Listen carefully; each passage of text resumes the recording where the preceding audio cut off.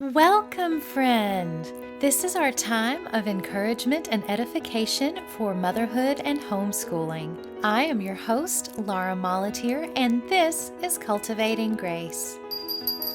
Morning time! Lord, make me an instrument of your peace. Where there is hatred, let me sow love. Where there is injury, pardon. Where there is doubt, faith. Where there is despair, hope. Where there is darkness, light. Where there is sadness, joy. Hello, friends. We are here today with my friend Leah from My Little Robins, and she's going to talk with us about Charlotte Mason and early literacy. So, Leah, would you introduce yourself to us, please? Sure. I'm Leah. I'm a mom of 3 and I live in Colorado. I think I left teaching about 5 years ago, but before that I taught in public schools for 7 years, and then I taught in an Ambleside school for 2 years. And then with more babies on the way, I decided to stay home with my kids and eventually decided to homeschool. But somewhere in the mix of teaching, I got my master's degree in reading curriculum and instruction. So now I really enjoy writing about that in My Little Robins and talking about it and just figuring out how Charlotte Mason's way fits in with modern research. That's so fun. Do you find it a challenge, though, that you went from, public teaching? I guess that the Ambleside school was probably a good transition to going from public to homeschooling in the Charlotte Mason method. It was definitely, and that's actually what led us to homeschooling, is learning about Charlotte Mason and knowing there was a much better way to educate children than the public school was doing. So it was a long process of letting go. I had learned when I was in my interview, they said, well, this is great. You have a master's degree and you've taught for 7 years. So can you forget everything you've learned? And I said, oh, that's kind of weird, but yeah, probably. So it was a big relearning process. Awesome. So you specialize more in the early learning right now. Yes, my kids are And young. your oldest, is she still Form 1? She's 7. Okay, so yes. Yes.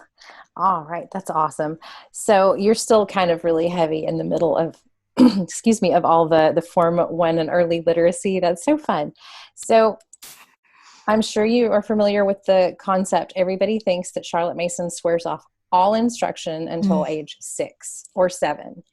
What did she actually say about early learning?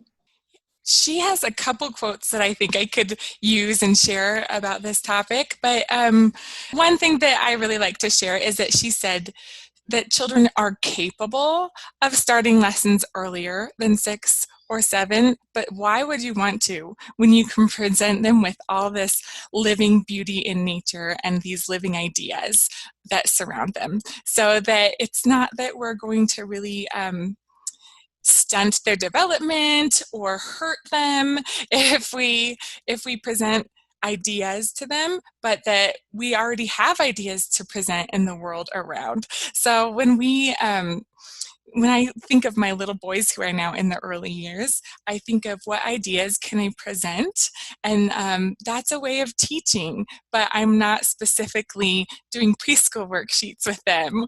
I'm thinking about what can I show them that will interest them and engage their minds? And in the same way, Charlotte Mason talked about literacy, because she said that even when a child is 2, if they're interested in their letters, you can teach them. It's okay to specifically teach them their letters. We don't need to just watch them and sit silently as they show interest, because she said not to teach. Right. Because she said it was okay, that it was interesting to them. That was a living idea that they will be interested in, and so we can help them along with that. So it's really a balance of presenting those ideas in a way that's appropriate to a child, and living books are appropriate, playing with things, that's appropriate, and being in nature, those are all appropriate ways to teach a young child. Yes. So, when you're talking about early literacy, what did she specifically recommend? What have you found through your research as far as what you would do with your younger children if you were to do letter lessons with your 2 and your 3 and your 4-year-old? What would that look like? I think, like I alluded to, play. Very playful, fun lessons or just ideas of picking up the letter and saying, "Oh, look at this! Do you notice the shape?" Really drawing their attention to it. This is an M. M. What can you think of that sounds like that? So just playful guidance. But even as they get a little older, they can build words with those letters, and that's not reading instruction. She gave a long section that said things that you can do with letters and words, and playing with them and building new words, and that it's not actually reading instruction at this point, that it's just building up. It's paving the way, she said. So we had fun just playing with letters and making up words together when my daughter was that young. My son is not interested at this point. He's almost 5 and I'm not going to push it, but if he were to, we would play with the letters and make new words together, and that's not reading instruction yet. Right. Now, Charlotte Mason's reading program was basically called Reading by Sight. Mm-hmm. Most of us would be thinking in terms of, modern pedagogy. We're thinking sight words and things like that. But she actually had an entire sort of structure where you would start with like your nursery rhymes and then build off that, didn't she?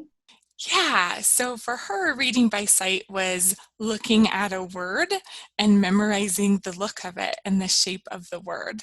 And then you have that word by sight. You knew what a child would know what that word was. And so she used nursery rhymes at first to introduce those words to a child. And because nursery rhymes are engaging and they're rhyming and they're fun, it was almost like a code they had to crack, like, "Ooh, I know this word," but they didn't know what the nursery rhyme was. So it was a little surprise to discover what the nursery rhyme would end up being. So kind of a fun reason to learn those words that they got motivated. And then also just a way to introduce words so that they were reading almost immediately.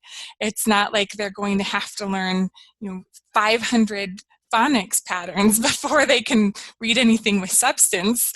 They're on that first day of reading lessons, they're reading a nursery rhyme and they feel so proud of themselves and so confident. So it's very different than the sight words method, which is probably just a row of unrelated words written on flashcards and Right. then All the flipping Dolch through. words, right? Yes, exactly. Just flipping through, and I say drill and kill.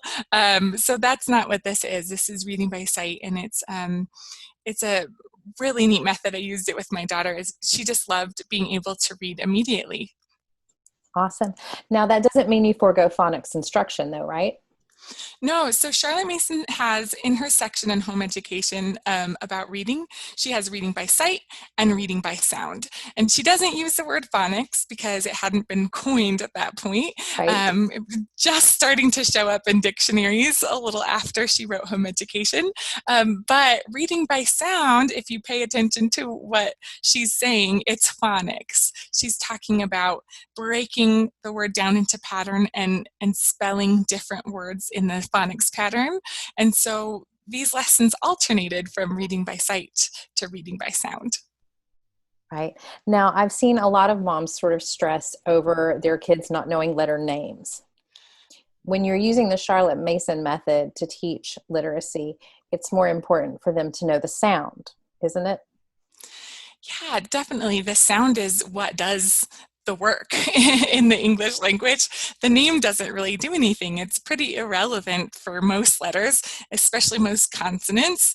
Right. The vowels, the vowels, knowing the name is pretty much all you need to know. But yeah, there's 2 sounds, but in consonants, the names don't mean anything. So it is more important for them to look at the letter and know the sound of the letter than the name.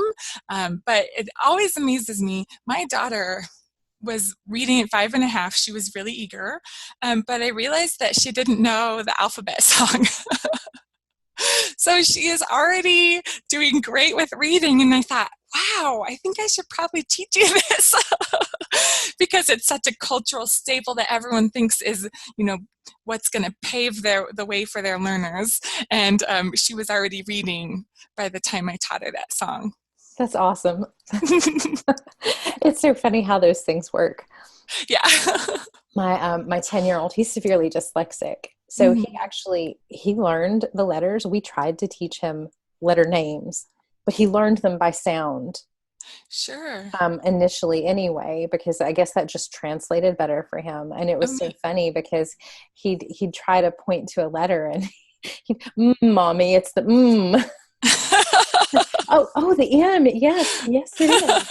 And so it was just really interesting. The more that I started digging into Charlotte Mason's methods to see, while we had to have very specialized instruction for him, a lot of her base methodology was so helpful, even with that challenge, teaching him how to read. And so it was really cool to see how far ahead of her time, really, some of her methods are and how balanced it is. Yeah, definitely. That's really neat that it worked so well for him.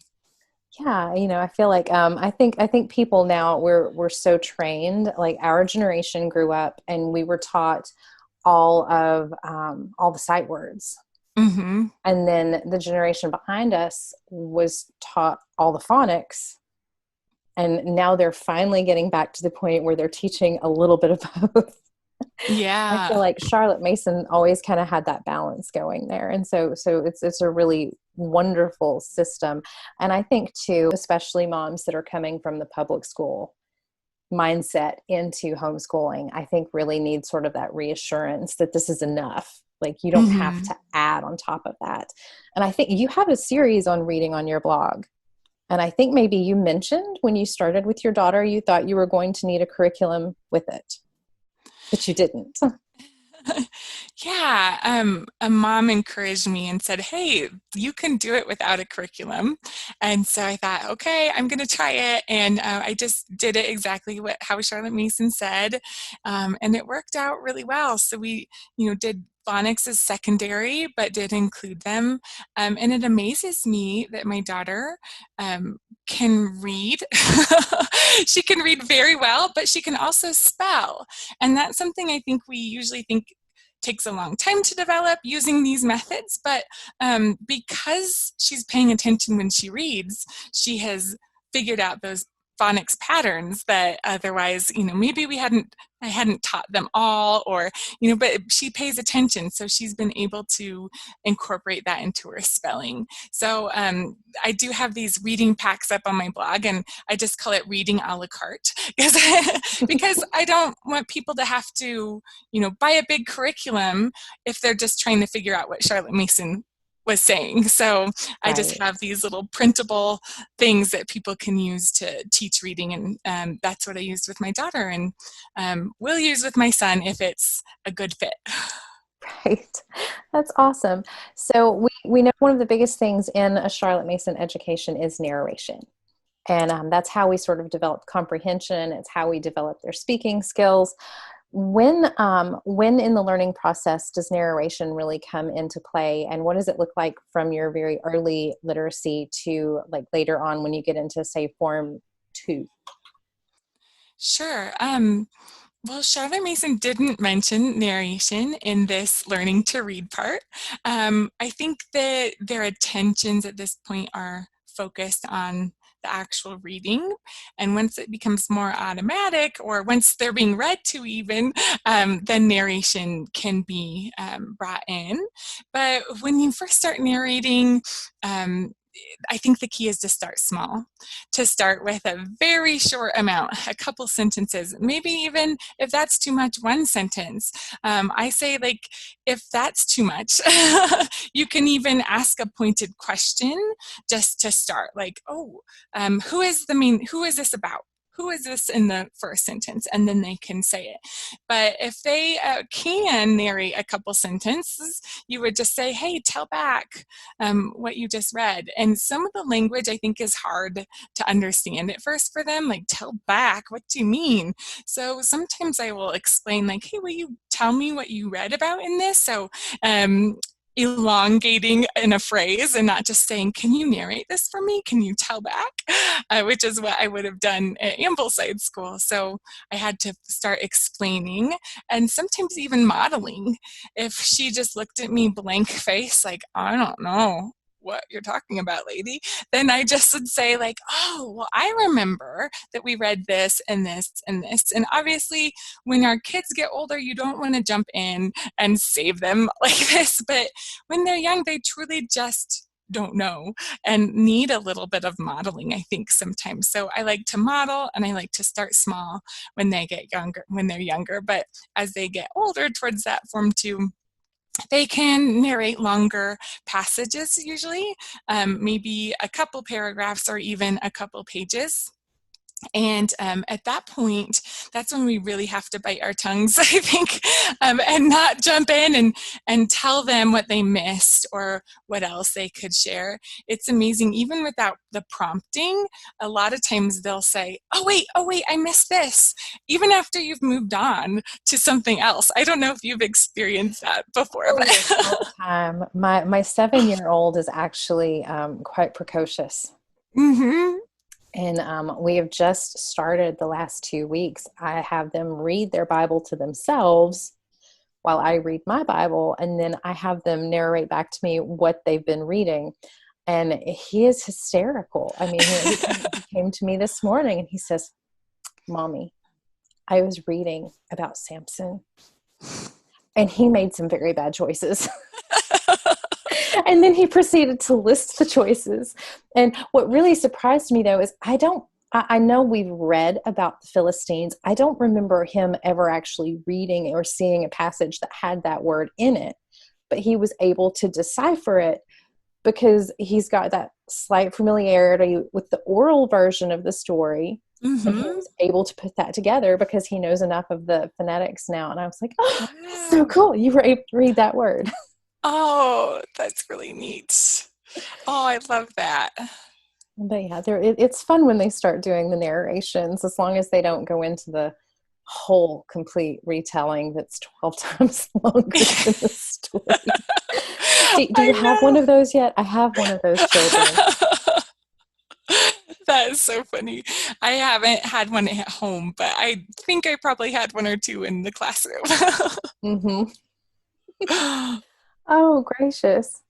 So what would your biggest tip be to a mom that's just starting, sort of diving into the Charlotte Mason method, other than don't flip out over how many books people will tell you to buy? Living books, not curriculum books. That's so true. There's so many books. I think regarding reading instruction, I would say that you don't need to rush. There's no rush when your child is young to get them reading. There's no rush when you're teaching reading. You don't need to get your child reading as fast as possible, because we're not taking a test at the end of the year that rates your effectiveness as a homeschool mom by how well your child reads. So I think this process is probably slower than the phonics process of learning all those phonics. Like I said, my daughter was reading right away, but at the same time, it's just word by word, bit by bit, and not just having all these phonics that you're doing for hours a day. So I would say just enjoy the process. And I think that's the whole point of Charlotte Mason's approach, is that it's supposed to be enjoyable. It's supposed to be something that your child looks forward to, and not these dull lessons that only involve phonics and not even meaningful books. Right. I think there's a joy that comes from children learning to read on things like, A.A. Milne and Frog and Toad. Snake and Lizard is an older Usborne that's very similar in that sort of Aesop fable kind of vein. That they have so much more interest in what they're reading than a lot of their same age peers that are having to read Bob books, for lack of a better comparison. Sure. Even the McGuffey readers, we've had a lot of fun with those. They progress up, but it's really interesting to me to see how joyful children are about reading when they're learning this way. It's really awesome. It's so true. It's really neat to watch. And right away, you're setting the purpose for them. Read this nursery rhyme or read this book that you love. And it's really neat. I think this is really how we raise readers. Awesome. Well, thank you so much, Leah. It has been so fun to chat with you today. Thank you for joining us today on Cultivating Grace. Today's episode was brought to you by the Homeschool Garden Morning Time Plans, Charlotte Mason-inspired morning time plans designed with the busy homeschool mom in mind. You can learn more at thehomeschoolgarden.net. And if you have a moment today, we'd love it if you'd leave us a rating on your favorite podcast listening service so that they know we aren't talking to ourselves out here. Have a great day, and we'll see you soon.